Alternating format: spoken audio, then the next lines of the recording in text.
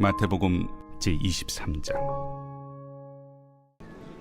화 있을진저 외식하는 서기관들과 바리새인들이여, 너희는 선지자들의 무덤을 만들고 의인들의 비석을 꾸미며 이르되, 만일 우리가 조상 때에 있었더라면 우리는 그들이 선지자의 피를 흘리는데 참여하지 아니하였으리라 하니, 그러면 너희가 선지자를 죽인 자의 자손임을 스스로 증명하미로다. 너희가 너희 조상의 분량을 채우라. 뱀들아, 독사의 새끼들아, 너희가 어떻게 지옥의 판결을 피하겠느냐? 그러므로 내가 너희에게 선지자들과 지혜 있는 자들과 서기관들을 보내매, 너희가 그 중에서 덜어는 죽이거나 십자가에 못 박고, 그 중에서 덜어는 너희 회당에서 채찍질하고 이 동네에서 저 동네로 따라다니며 박해하리라. 그러므로 의인 아벨의 피로부터 성전과 제단 사이에서 너희가 죽인 바라게아의 아들 사가랴의 피까지 땅 위에서 흘린 의로운 피가 다 너희에게 돌아가리라. 내가 진실로 너희에게 이르노니 이것이 다 이 세대에 돌아가리라. 예루살렘아, 예루살렘아, 선지자들을 죽이고 내게 파송된 자들을 돌로 치는 자여, 암탉이 그 새끼를 날개 아래에 모음같이 내가 네 자녀를 모으려 한 일이 몇 번이더냐? 그러나 너희가 원하지 아니하였도다. 보라, 너희 집이 황폐하여 버려진 바 되리라. 내가 너희에게 이르노니 이제부터 너희는 찬송하리로다. 주의 이름으로 오시는 이여 할 때까지 나를 보지 못하리라.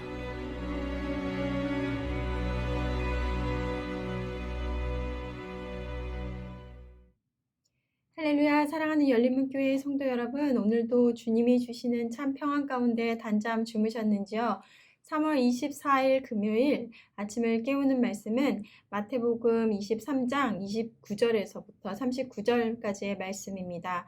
오늘도 하나님의 말씀이 선명하게 들려지고, 들려진 말씀이 우리의 삶의 기준이 되어 말씀대로 살아내는 저와 여러분들이 되시기를 주님의 이름으로 소망합니다. 오늘 마태복음의 말씀의 제목은 심판을 쌓는 자들이라고 되어 있는데요. 외식하는 서기관과 그리고 또 바리새인들에게 예수님께서는 끝내 뱀들아, 독사의 새끼들아 라고 하시며, 너희가 지옥의 판결을 피하지 못하리라 라고 하시며 그들이 처할 운명을 예언하십니다. 심판을 쌓는 자들, 참으로 무서운 말인데요.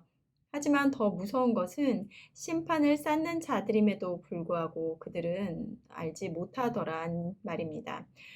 오늘 말씀 29절과 30절 말씀을 읽어보면, 화 있을진저 외식하는 서기관들과 바리새인들이여, 너희는 선지자들의 무덤을 만들고 의인들의 비석을 꾸미며 이르되, 만일 우리가 조상 때에 있었더라면 우리는 그들이 선지자의 피를 흘리는데 참여하지 아니하였으리라 하니,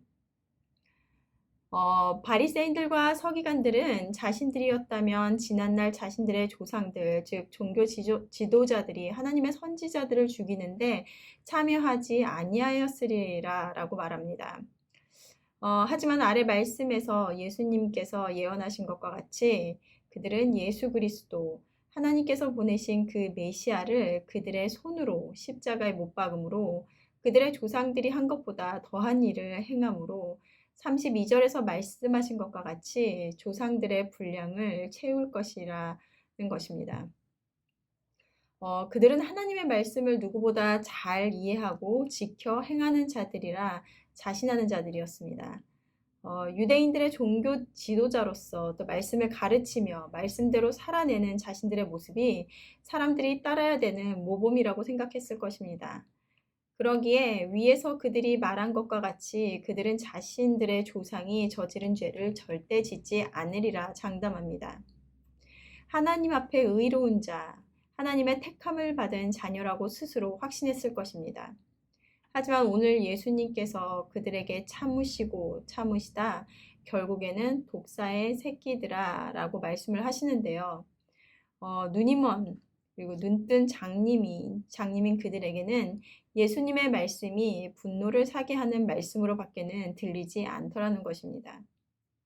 우리는 계속해서 예수님과 그들과의 논쟁 속에서 비유를 통해 그들에게 말씀하여 주시고, 그리고 또 어제 말씀에서는 직접적으로 그들의 모습을 보게 하시며 끊임없이 대답하여 주시는데도 불구하고 그들은 그것이 자신들을 향하는 말씀임에도 불구하고 회개하기는 고사하고, 그들의 대답은 오늘 30절의 말씀처럼 자신들은 그러한 선지자의 피를 흘리게 하는 자들이 아니라라고 대답합니다.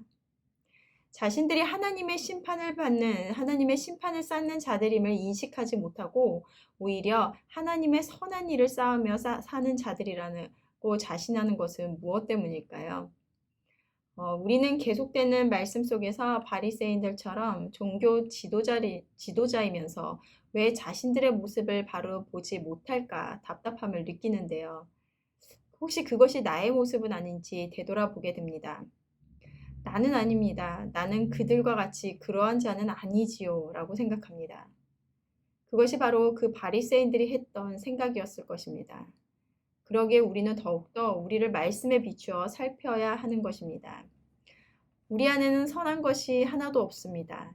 깊이 내가 죽을 죄인이라는 고백이 없이는 예수님이 말씀하셔도 그 말씀이 내가 아닌 그 누군가가 들어야 되는 말씀이게 됩니다.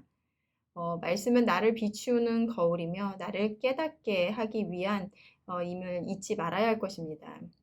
그러기에 죄인인 우리에게 그 말씀이 나를 찔러 아프게 함은 당연한 것이며 그 찔림으로 우리의 모습을 알게 하심을 감사해야 할 것입니다.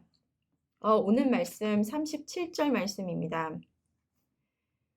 예루살렘아 예루살렘아 선지자들을 죽이고 내게 파송된 자들을 돌로 치는 자여, 암탉이 그 새끼를 날개 아래서 모음같이 내가 내 자녀를 모으려고 한 일이 몇 번이더냐. 그러나 너희가 원치 아니하였도다. 예수님께서는 끊임없이 그들을 깨우쳐 주시기 위해 말씀하신 것이 암탉이 그 새끼를 날개 아래 모음같이 하였다라는 것입니다.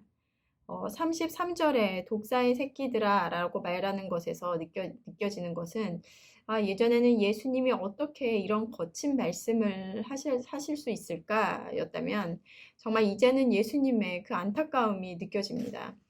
우리 주변에서 뉴스에서 보면 나쁜 길로 들어선 가면 안 되는 길을 가는 청소년이나 그리고 또 어른들을 봅니다.